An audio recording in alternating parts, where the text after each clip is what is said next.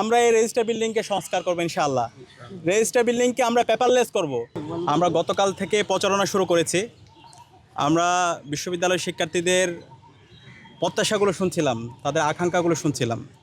তো বিশ্ববিদ্যালয়ের শিক্ষার্থীদের যারা বর্তমান শিক্ষার্থী আছে এবং যারা সাবেক শিক্ষার্থী আছে, তাদের সবার কমন একটা দাবি হচ্ছে রেজিস্টার বিল্ডিং সংস্কার। আজকে আমরা যেখানে দাঁড়িয়ে প্রেস কনফারেন্স করছি, এবং আপনারা খেয়াল করবেন আমরা প্রতিদিনেই বিভিন্ন ডিফারেন্ট জায়গায় দাঁড়িয়ে প্রেস কনফারেন্স করার চেষ্টা করছি, এবং ওই জায়গার যে সমস্যাগুলো আছে সমস্যাগুলো আমরা তুলে ধরছি এবং সমাধানগুলো আমরা বলছি।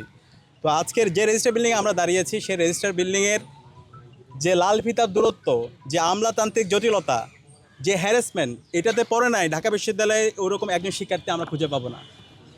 আমরা যারা বিশ্ববিদ্যালয়ের শিক্ষার্থীরা আছি, আমাদেরকে যে কোনো কাজ, ভর্তি থেকে শুরু করে বিশ্ববিদ্যালয়ের অ্যাডমিনিস্ট্রেটিভ যে কোনো কাজ, আমাদের হলে অ্যাপ্লিকেশন করতে হয়, রেজিস্টার বিল্ডিংয়ে অ্যাপ্লিকেশন করতে হয়, ডিপার্টমেন্টে অ্যাপ্লিকেশন করতে হয়, এরপর আবার অনলাইনে অ্যাপ্লিকেশন করতে হয়।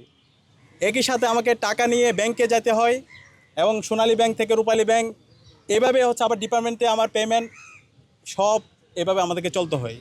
এবং যখন আমরা সব কাজ সম্পন্ন করে রেজিস্টার বিল্ডিংয়ে আসি, তখন আমাদেরকে বলা হচ্ছে লাঞ্চের পরে আসেন। লাঞ্চের পরে যখন যাই তখন বলে যে আগামীকাল আসেন। এইভাবে চলছে আমাদের রেজিস্টার বিল্ডিং। তো আমরা কথা দিচ্ছি, শিক্ষার্থীদের ম্যান্ডেট পেয়ে যখন আমরা সেবা করার সুযোগ পাবো, আমরা এই রেজিস্টার বিল্ডিংকে সংস্কার করবো ইনশাআল্লাহ। রেজিস্টার বিল্ডিংকে আমরা পেপারলেস করব।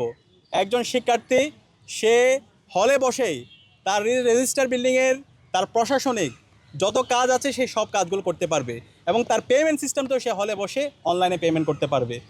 এবং একই সাথে যারা আমাদের অনেক শিক্ষার্থীরা বিদেশে পড়তে যায়, এই যারা বিদেশে পড়তে যায় তাদের সার্টিফিকেট উত্তোলন করা, বাইরের ইউনিভার্সিটিতে মেল করা, এই কেন্দ্রিক তাদের হ্যারাসমেন্টের মধ্যে যেতে হয়।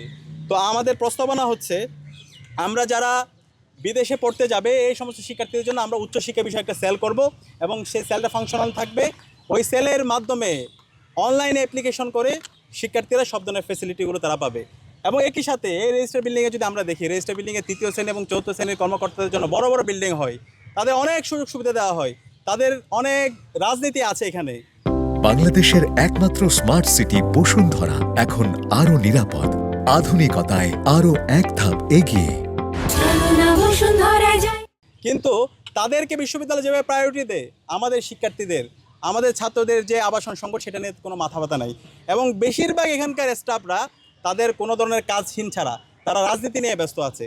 তো সে জায়গা থেকে আমরা যখন এই রেজিস্টার বিল্ডিংকে ডিজিটালাইজেশন করব, একই সাথে আমাদের শিক্ষার্থী যারা আছে, আমাদের ছাত্রছাত্রীর ভাই বোনরা যারা আছে, তারা এখানে পার্ট টাইম চাকরির সুযোগ পাবে, এবং এই পার্ট টাইম জবের মাধ্যমে তার এক্সপিরিয়েন্স গ্যাদার হবে। এর পাশাপাশি তার বিভিন্ন এক্সপিরিয়েন্সের মাধ্যমে তার ভবিষ্যতের যে লিডারশিপ কোয়ালিটি, সেটা ডেভেলপ হবে। আর আমরা বলতে চাই, আমাদের যে আমরা গতকাল থেকে প্রচারণা শুরু করেছি, এবং আমরা বারবার বলে আসছি, আমাদের নির্বাচন কমিশনারের একপাক্ষিক আমরা আচরণ দেখতে পাচ্ছি। আমরা বারবার বলছি, একটি সুস্থ ফ্রি ফেয়ার ক্রেডিবল ইলেকশনের জন্য লেভেল প্লেইং ফিল্ড এনশিওর করা, সেটা হচ্ছে সবচেয়ে গুরুত্বপূর্ণ কাজ। কিন্তু বিশ্ববিদ্যালয়ের প্রশাসন আমরা দেখতে পাচ্ছি একটা ছাত্র সংগঠনকে তারা ফেভার দিচ্ছে। আমরা গতকাল আপনারা দেখতে পেয়েছেন, আমরা ফুল দিয়ে শিক্ষার্থীদেরকে বরণ করে নিয়েছি এবং শিক্ষার্থীদের উচ্ছ্বাস দেখতে পেয়েছি। কিন্তু রাতের বেলা দেখতে পাচ্ছি অনেকগুলো গায়েবী নোটিশ জারি হয়েছে। এখন আমরা আশঙ্কা করতেছি কখন যে তারা নোটিশ দেয় তোমরা গোলাপ ফুলও দিতে পারবে না শিক্ষার্থীদের মাঝে। বারবার আমরা যখনই করি, আমরা যখন গতকালকে পেস্টনগুলো দিয়েছিলাম, এর আগের দিন কিন্তু নির্বাচন কমিশনের সাথে কথা বলেছিলাম, এবং আচরণবিধির কোনো জায়গায় এটা উল্লেখ নাই যে এটা আমরা করতে পারবো না। নির্বাচন কমিশনার বলেছিল আপনারা সব কাজ পারবেন, আপনারা পেস্টন লাগাতে পারবেন, এবং যে শর্তগুলো দিয়েছিল সেই শর্তের আলোকে আমরা প্রত্যেকটা জায়গায় আমাদের পেস্টনগুলো দিয়েছিলাম। কিন্তু রাতের বেলা গায়েবী নোটিশ চলে আসছে। নোটিশ আসার পরে বলছে হচ্ছে এগুলো সব তুলে ফেলতে হবে। তো এই যে সিদ্ধান্তগুলো আসছে, এবং ওভারঅল সামগ্রিক সিদ্ধান্ত, নির্বাচনের যতগুলো সিদ্ধান্ত হয়েছে, এই সিদ্ধান্তগুলো আমাদের কারোর সাথে আলাপ করা হচ্ছে না, এবং এই সকল সিদ্ধান্ত একটা ছাত্র সংগঠনের পক্ষে যাচ্ছে। এবং আমরা বারবার বলছি, বিশ্ববিদ্যালয়ে যারা নির্বাচন কমিশনে আছেন তারা আমাদের শ্রদ্ধাভাজন শিক্ষক, আমরা তাদেরকে শিক্ষক হিসাবে দেখতে চাই। কিন্তু তাদের যে রাজনৈতিক আদর্শ, সে আদর্শটাকে যদি তারা তাদের একটা ছাত্র সংগঠনকে ফেভার করতে যায়, তাহলে তারা শিক্ষার্থীদের বিপক্ষে অবস্থান নেবে। আমরা চাই না ছাত্র বা সে শিক্ষক এই ধরনের কোনো একটা অবস্থান তৈরি হোক, বরং আমরা এই ঢাকা বিশ্ববিদ্যালয়ের ছাত্র সংসদ নির্বাচনের মাধ্যমে বাংলাদেশে আমরা গণতন্ত্রের একটা নজির স্থাপন করতে চাই।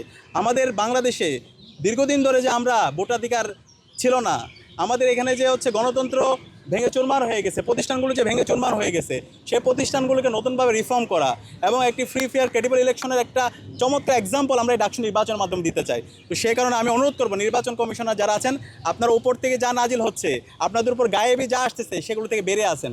শিক্ষার্থীরা যা চাচ্ছে, শিক্ষার্থীদের যে আকাঙ্ক্ষা, তাদের যে প্রত্যাশা, সে আলোকে আপনারা সকল অংশীজনদের জন্য লেভেল প্লেয়িং ফিল্ড এনশিওর করুন। এবং এর পাশাপাশি গতকাল দেখতে পেয়েছেন আমাদের নারী প্রার্থীর উপরে কীভাবে হ্যারাস করা হয়েছে, তার ছবিকে বিকৃত করা হয়েছে, এবং এটার সাথে যারা জড়িত ছিল আমরা অ্যাপ্লিকেশন করেছি, কিন্তু এখন পর্যন্ত বিশ্ববিদ্যালয়ের প্রশাসন কোনো ধরনের ব্যবস্থা নেয়নি। আমরা আশঙ্কিত বিশ্ববিদ্যালয়ের প্রশাসন যদি এই ধরনের, নির্বাচন কমিশন যদি এই ধরনের তারা গার্ডসলেস হয়, তাহলে সামনে নির্বাচন আয়োজন করা, একটি সুস্থ নির্বাচন কীভাবে তারা বাস্তবায়ন করবে, সেটা নিয়ে আমরা আশঙ্কা অনুভব করছি।